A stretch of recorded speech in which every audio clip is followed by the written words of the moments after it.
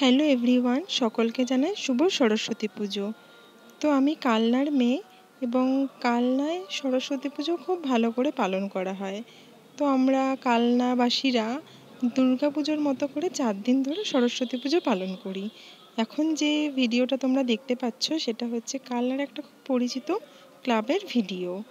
তো কালনায় আসলে না বিভিন্ন ক্লাব এক একটা থিমের ওপরে পুজো করে। তো এখানে তোমরা সামনের দিকে দেখতে পাবে যে সুতোর ওপরে বিভিন্ন কাজ করা হয়েছিল এবং এটাই ছিল এখানকার থিম। তো এই প্যান্ডেলটাতে আমরা সকালের দিকে গেছিলাম বলে একটু ফাঁকা ফাঁকা আছে, কিন্তু রাতের দিকে এলে এই প্যান্ডেলেই ভীষণ লাইন দিয়ে দেখতে হয়। আর এটা ছিল গোলক সমিতি। এখন যে মূর্তিটি দেখতে পাচ্ছ সেটা আমার স্কুলের পুজো। এই স্কুলে আমি ক্লাস 1 থেকে 12 পর্যন্ত পড়েছি এবং জীবনের অনেকটা সময় আমি এখানেই কাটিয়েছি। আর এরপরে আমরা যে প্যান্ডেলটা এসেছি সেটা হচ্ছে অগ্নিবীণা প্যান্ডেল। কালনার যদি সরস্বতী পুজো নিয়ে আলোচনা করা হয় তাহলে প্রথমেই যে কয়েকটি ক্লাবের নাম উঠে আসে তার মধ্যে অগ্নিবীণা হলো অন্যতম। এরা প্রত্যেক বছরই খুব ভালো করে পুজোটা করে এবং এরা খুব নামকরা একটা ক্লাব। তো এবছরও তার কোনো অন্যতা হয়নি, এবছরও এরা খুব ভালো পুজো করেছে। এবং এই তোমরা ঢোকার সময় দেখো উপরে ছোট ছোট লণ্ঠনের মতো কিছু জ্বালিয়েছে এবং তার পাশে যে সাদা সাদা রিংয়ের মতো দেখতে পাচ্ছ ঝুলছে, ওগুলো আমি তোমাদের একটু ক্লোজ করে ভালো করে ভিডিও করে দেখাবো যে ওগুলো আসলে কী ছিল জিনিসটা। তো দেখো যে এই যে শাখা পলা এগুলোই ছিল, যেগুলো হচ্ছে সুতোর মাধ্যমে বেঁধে বিভিন্ন ডিজাইন করে ওপর থেকে এরকম ঝোলানো হয়েছিল।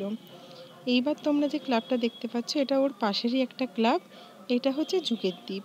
এটাও খুব ভালো নামকরা একটা ক্লাব। আর এই পুজোগুলো অনেক পুরনো পুজো। এবার এটার থিম ছিল বাঁশের বিভিন্ন জিনিস দিয়ে এটা প্যান্ডেলটা করেছিল।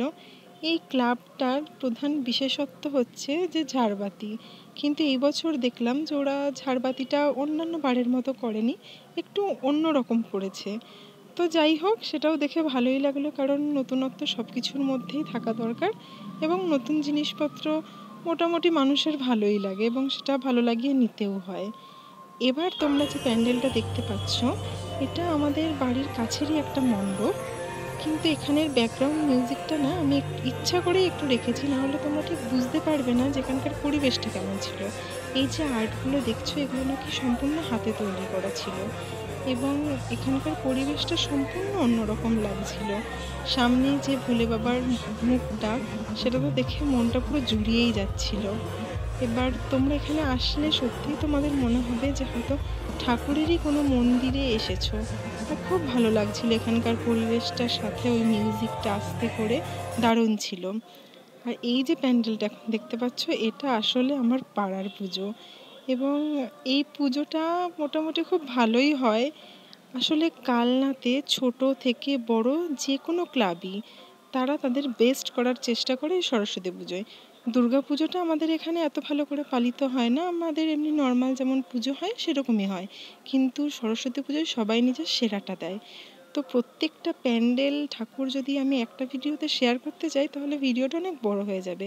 সেই জন্য আমি পার্ট 2 এইভাবে তোমাদের সাথে শেয়ার করব।